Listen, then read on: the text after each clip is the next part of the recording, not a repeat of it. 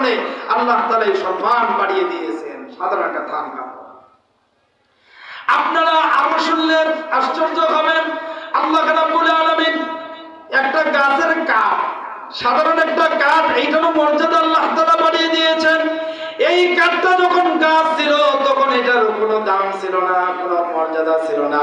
আমার ভাইরা বন্ধুরা আমার, এইটা যখন আপনি বানানোর জন্য মেশিনে দিলেন তখনও কোনো দাম নাই, মর্যাদা নাই।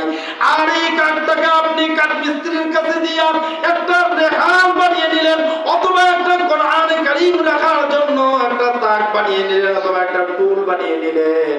আমার ভাইরা বন্ধুরা আমার, এই রেখালটা তখনও পর্যন্ত দাম না যতক্ষণ পর্যন্ত কোরআনের সাথে সম্পর্ক হয় নাই।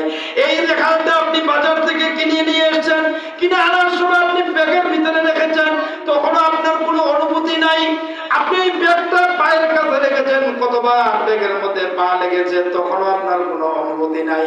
আমার ভাইয়ের এই রেখালটা বাড়িতে নিয়ে আসা কোরআনের সাথে যখন সম্পর্ক এটা হয়ে গেল, এরপর থেকে এই রেখালটাতে আপনার পা লাগার সাথে সাথে আপনি এটাকে বুকের মধ্যে তুলে নেন, চুমা খান।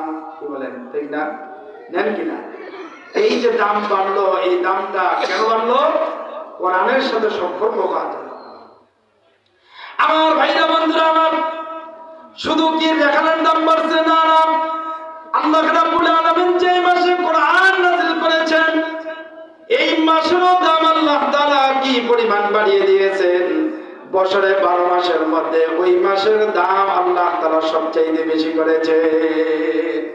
আল্লাহ রাব্বুল আলামিন বলেন, শাহরু রমাদানাল্লাযী উনজিলা ফীহিল কুরআন, আমি কোরআনকে সম্মানিত মাস রমাদান মাসে নাযিল করেছি। বলেন সুবহানাল্লাহ। আমার ভাইরা বন্ধুরা আমার, রমাদান মাসের মর্যাদা কি পরিমাণ বাড়িয়ে দিয়েছেন। কেউ যদি রমাদান মাসে একটা নফল ইবাদত করে, একটা ফরজের সমান সওয়াব আল্লাহ তাআলা তার আমলনামার মধ্যে দিয়ে দেন।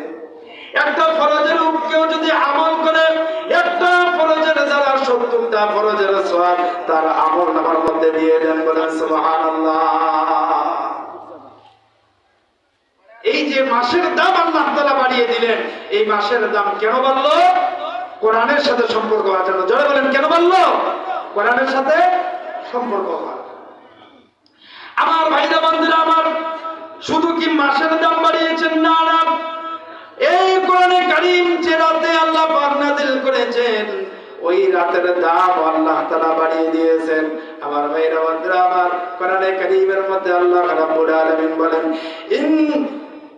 ইন্না আনজালনাহু ফি লাইলাতিল কদর ওয়া মা আদরাকা মা লাইলাতুল কদর লাইলাতুল কদরি খায়রুম মিন আলফি শাহর তানাজ্জালুল মালাইকাতু ওয়ার রূহু ফিহা বিইذনি রাব্বিহিম সালামুন আলাইহিম।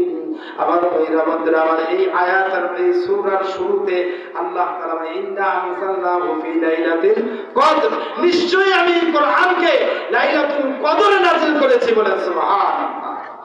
লাইলাতুল কদরে যে আল্লাহ তাআলা নাযিল করেছেন, এর পরের আয়াতে এই কদরের রাত্রি সম্পর্কে আল্লাহ তাআলা আমার আপনার নবীকে জিজ্ঞাসা করতেছেন, হাবিব এই লাইলাতুল কদর আপনি কি, এটাকে আপনি জানেন? ওমা আদরাকা মা লাইলাতুল কদর, লাইলাতুল কদর কি, এটা কি আপনি জানেন?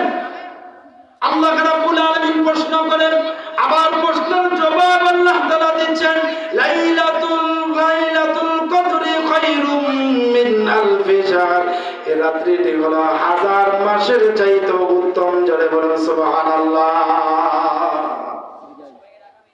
1000 মাসের চাইতে উত্তম রাত্রি।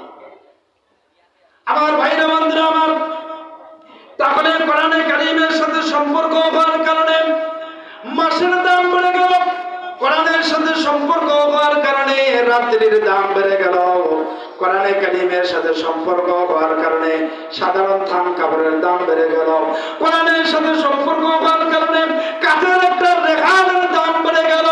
আমার ভাইরা, সৃষ্টির সেরা মাখলুক আপনি আমি এই সৃষ্টির সেরা মাখলুকের সাথেও যদি কোরআনের সম্পর্ক হয়ে যায় তো আল্লাহ রাব্বুল আলামিন আপনার আমার মর্যাদা দুনিয়া ও আখিরাতে বাড়িয়ে দিবে।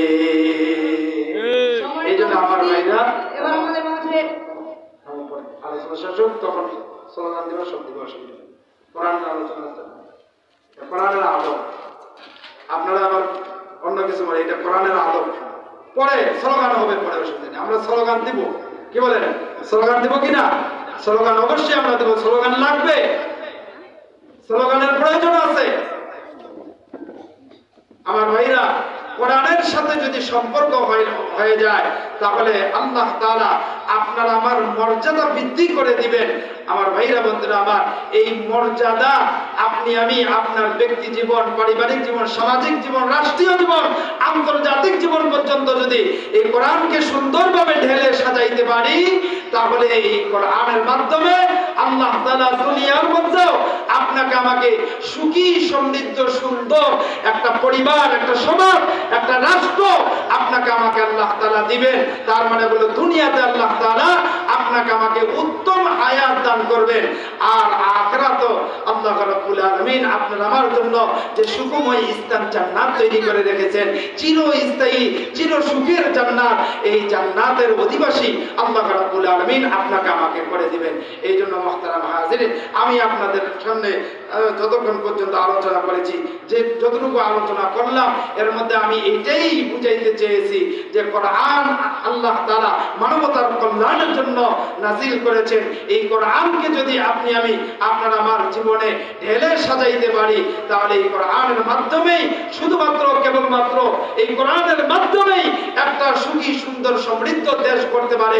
কোরআনের বাহিরে যত নীতি আদর্শ আছে, কোরআনের বাহিরে যত কথা আছে, যত লেখক আছে, কোরআনের বাহিরে যত কিছু আছে, ওই কিছু দিয়া সুখী সুন্দর সমৃদ্ধ দেশ নির্মাণ করা কখনোই সম্ভব হবে না।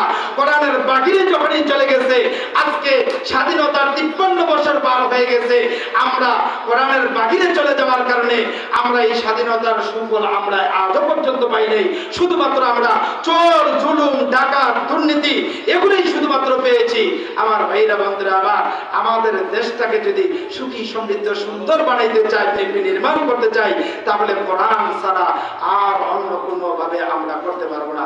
কোরআন ছাড়া অন্য জায়গায় এটা আল্লাহ তাআলা রাখে নাই, কোরআনের মধ্যেই রেখেছেন।